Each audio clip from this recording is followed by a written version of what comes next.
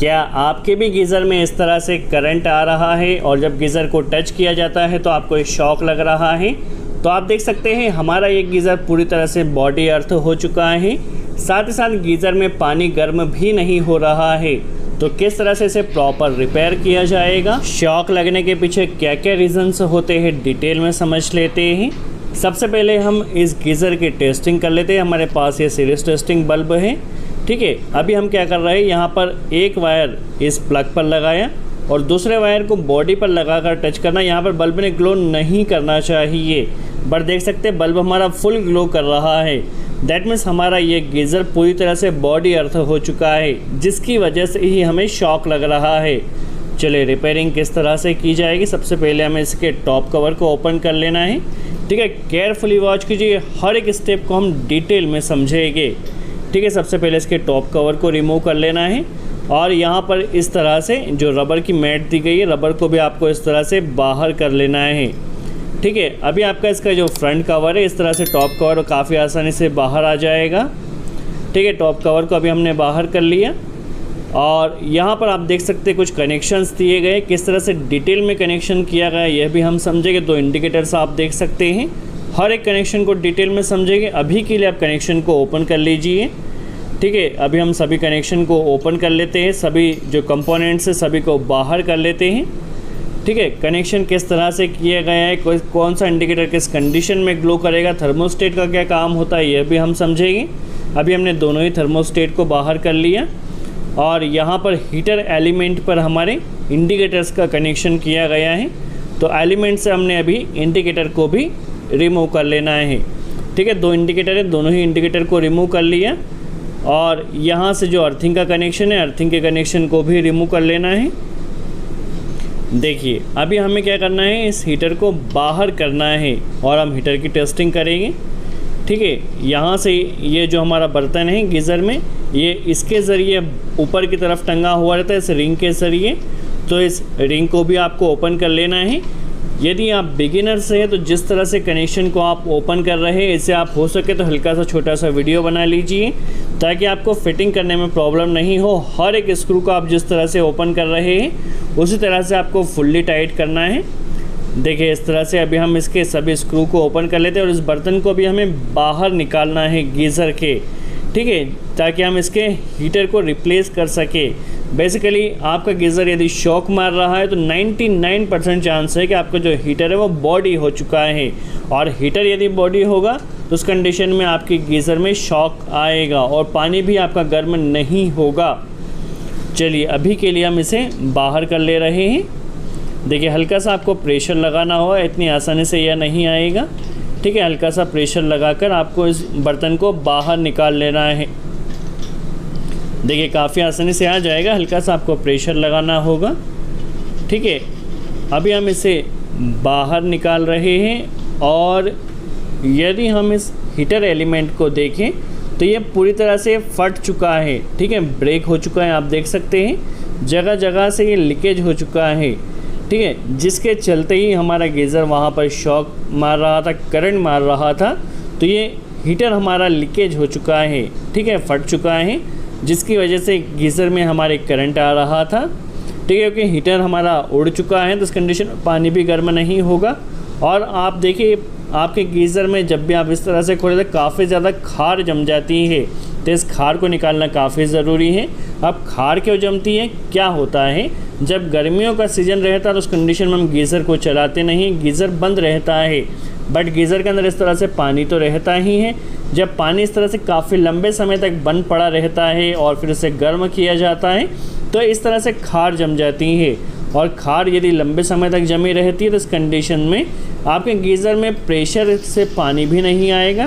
देखिए काफ़ी ज़्यादा खार जमी हुई थी, तो खार जमने के चलते आपका हीटर भी उड़ जाता है और गीज़र से पानी से प्रेशर भी नहीं आएगा। तो प्रेशर में भी यदि आपके गीज़र में प्रॉब्लम आ रही है तो इसका भी रीज़न है खार जमना, ठीक है। अभी हमारा एलिमेंट उड़ चुका है, क्लियर हो चुका है। तो सेम रेटिंग का एलिमेंट हम मार्केट से लेकर आए हैं, ठीक है। अभी हम इस एलिमेंट को रिमूव कर लेते हैं इस तरह से। देखिए इस तरह से 3 स्क्रू हमें यहाँ पर इस एलिमेंट को निकालने के लिए खोलना होगा इस तरह से।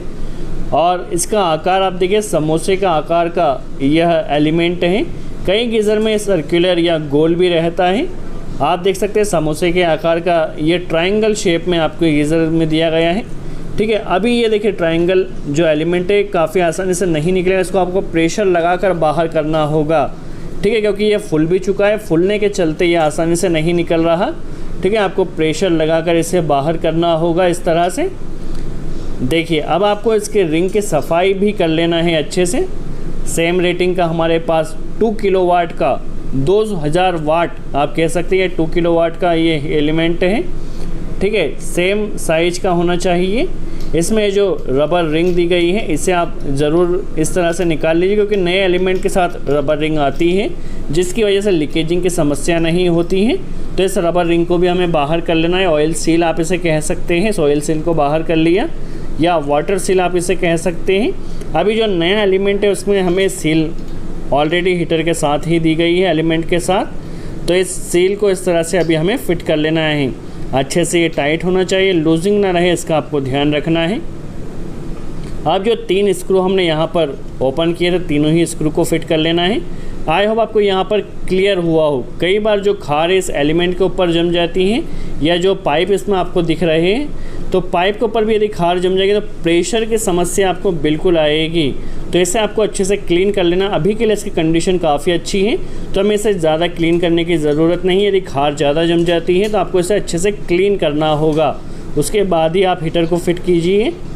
देखिए काफ़ी आसानी से हमारा एलिमेंट फिट हो चुका है और इसमें ज़्यादा गंदगी भी नहीं है। यदि गंदगी हो, खार जम जाए, तो इसे आपको क्लीन करना होगा। अब इसे हमें फ़िट कर लेना है इस तरह से। ठीक है, देखिए 3 बोल्ट थे, 3 बोल्ट इस तरह से फिट हो चुके हैं।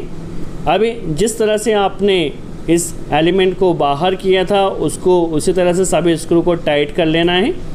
ठीक है, अच्छे से टामी हमारे पास 11 की टामी का यूज़ किया है हमने यहाँ पर। देखिए अच्छे से फुल टाइट करना है, लूजिंग ना रहे, इसका ध्यान रखना है। अब क्या होता है, बर्तन कभी कभी नीचे चला जाए तो नीचे नहीं जाने के लिए देखिए उसमें इस तरह से देखिए रिंग टाइप के भी स्क्रू दिए गए हैं, ताकि जो हमारा ये पात्र है ये ऊपर की तरफ लटका रहे। तो इस तरह से पहले हम इसे अच्छे से फुल टाइट कर लेते हैं। देखिए अच्छे से फुल टाइट करना है, टामी की सहायता से बिल्कुल भी लूजिंग नहीं रखना है। ठीक है, तो ये हमारा अभी फिटिंग हो चुकी है। अभी क्या हो, बर्तन हमारा नीचे नहीं जाए, देखिए इस तरह से ये प्रॉपर फिट रहे, तो इसके लिए इसमें रिंग दी जाती है। चलिए अभी हम रिंग को भी फिट कर लेते हैं। तो देखिए इस तरह से ये रिंग देख सकते हैं, रिंग रहती है जिसकी वजह से गीज़र हमारा प्रॉपर फिट रहता है। ठीक है, सबसे पहला रीज़न है, यदि गीज़र आपका करंट मार रहा है तो 99% है कि एलिमेंट उसका उड़ चुका है, एलिमेंट आपको चेंज करना होगा। दूसरा, यदि प्रेशर की समस्या आ रही है तो उस कंडीशन में आपके गीज़र में काफ़ी ज़्यादा खार जम चुका है, तो उसे आप क्लीन करवा लीजिए। सबसे पहले देखिए कनेक्शन केबल को फिट करिए, दोनों ही थर्मोस्टेट हमने लगा दिए हैं। ठीक है, 2 थर्मोस्टेट बेसिकली यहाँ पर लगाए गए हैं। ठीक है, इसका डिटेल वीडियो कनेक्शन का आपको हमारे चैनल पर मिल जाएगा। ये 2 इंडिकेटर्स हैं। सबसे पहले दोनों ही इंडिकेटर में और हीटर एलिमेंट में न्यूट्रल कनेक्ट करना है। तो न्यूट्रल देखिए जो पावर सप्लाई का न्यूट्रल है, इसका कनेक्टर लिया हीटर एलिमेंट पर, और यहीं से दोनों इंडिकेटर में न्यूट्रल हम डायरेक्ट कनेक्ट कर रहे हैं। ठीक है, न्यूट्रल का कनेक्शन काफ़ी सिंपल है। लाइन वायर को सबसे पहले जो रीसेट थर्मोस्टेट है, रीसेट थर्मोस्टेट में कनेक्ट करना होगा। ठीक है, कनेक्शन को अच्छे से टाइट कीजिए। रीसेट थर्मोस्टेट का आउटपुट जाएगा हमारे पास जो कट ऑफ थर्मोस्टेट है, कट ऑफ थर्मोस्टेट में आ जाएगा। कट ऑफ थर्मोस्टेट का आउटपुट हमारे एलिमेंट में जाएगा। ठीक है, और क्योंकि एक हीटर ऑन इंडिकेटर है हमारे पास, तो इसके साथ हीटर ऑन इंडिकेटर का लाइन कनेक्ट कर देना है। ठीक है, थर्मोस्टेट का आउटपुट आएगा यहाँ पर हीटर पर, और जब भी हीटर पर सप्लाई आएगी तो इस कंडीशन में ये इंडिकेटर भी ऑन होगा। हीटर ऑन तो इंडिकेटर ऑन, यदि हीटर ऑफ तो इंडिकेटर भी ऑफ होगा। तो यहीं से इंडिकेटर में भी हमने लाइन कनेक्ट कर दिया। अब सेकंड इंडिकेटर हमारे पास है पावर ऑन इंडिकेटर। जब भी हीटर में पावर सप्लाई रहेगी तो ये ऑन होगा। पावर ऑन इंडिकेटर कब ऑफ होगा, जब हमारे गीज़र में कोई फॉल्ट होगा या कट ऑफ थर्मोस्टेट ख़राब हो जाएगा। उस कंडीशन में ये हमारे पास रीसेट थर्मोस्टेट ट्रिप होगा। यदि रीसेट थर्मोस्टेट ट्रिप होता है, ठीक है, कोई फॉल्ट की कंडीशन में रीसेट थर्मोस्टेट यदि ट्रिप होता है, तो उस कंडीशन में ये पावर ऑन इंडिकेटर हमारा ऑफ हो जाएगा। उस कंडीशन में आपका गीज़र चालू नहीं होगा, तो आपको टेक्नीशियन को दिखाना होगा। ठीक है, दोनों ही इंडिकेटर का कनेक्शन हो चुका है। अभी यहाँ से हमें अर्थिंग का कनेक्शन कर देना। यदि आप डिटेल कनेक्शन सीखना चाहते हैं तो एसएन टेक्निकल चैनल, हमारे चैनल पर जाकर वॉच कर सकते हैं। हर एक कंपोनेंट का क्या फंक्शन होता है, डिटेल कनेक्शन आपको मिल जाएगा। चलिए अभी हम इस गीज़र को प्रॉपर फिट कर लेते हैं और इसकी टेस्टिंग भी करेंगे। टेस्ट करने के बाद जो लीकेज आ रहा था, जो शॉक लगने का चांसेस बन रहे थे, वो सही हुए या नहीं। चलिए अभी हमने इसके टॉप कवर को फिट कर लेना है इस तरह से। अभी हम क्या करें, जो हमने सील निकाली थी यहाँ से सील को भी लगा देना है। चलिए टेस्टिंग हम सीरीज टेस्ट बल्ब के ज़रिए कर लेते हैं। तो पावर सप्लाई को ऑन किया, ठीक है। यहाँ पर बल्ब फुल ग्लो करना चाहिए और बॉडी पर जब हम टच करें तो बल्ब ने ग्लो नहीं करना चाहिए। देखिए बल्ब ग्लो नहीं कर रहा, दैट मीन्स लीकेजिंग की समस्या इसकी ठीक हो चुकी है। तो इस तरह से आप आपके इलेक्ट्रिक गीज़र को खुद से ही ठीक कर सकते हैं। आई होप आपको यहाँ पर कॉन्सेप्ट क्लियर